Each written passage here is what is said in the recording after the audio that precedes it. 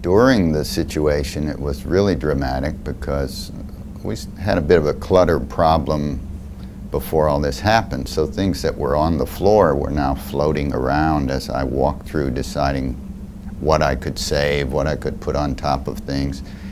And it was very dramatic to see family photographs floating by. It was almost like a slideshow that I was watching, and each one was more interesting than the last. I mean, it was pretty hard to live through. But then once it had all settled down and the water was gone, we didn't immediately start tearing things out. So neighbors were doing that. The first thing, of course, is taking sodden carpets out and so forth. But we waited a couple of weeks until a volunteer crew showed up, and we went ahead. But just looking around, you know, sloshing through the carpets and all, it's heartbreaking, really.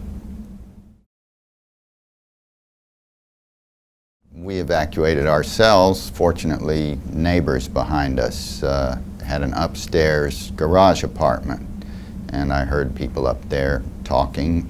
These were neighbors I hadn't met before, and I asked if there was any more room up there because my wife and son were still inside our flooded house up on our high beds, which we fortunately had. And until I arranged that, we weren't sure what we were going to do next.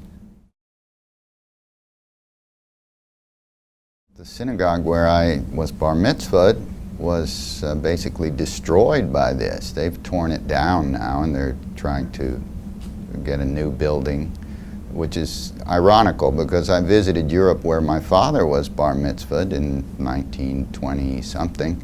That synagogue still stands, though it's kind of a wreck after going through the war, and they sort of leave it that way on purpose rather than restore this beautiful synagogue. But it was a shock to me to hear that the one where I studied is gone, and the elementary school that I went to is gone.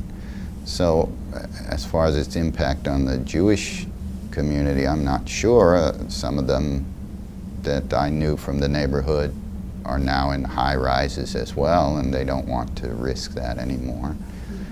But the Jewish community has moved from this part of town I guess it was in the 40s and 50s, to Meyerland and Memorial area and so forth.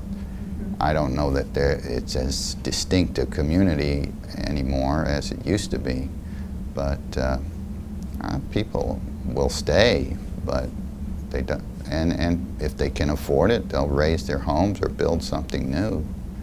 I'm attached to the area too, though when I go back to the wrecked house, I don't feel like it's pulling me that strongly, but it was a comfortable place to be, certainly compared to the noise and constant commotion around where we live now.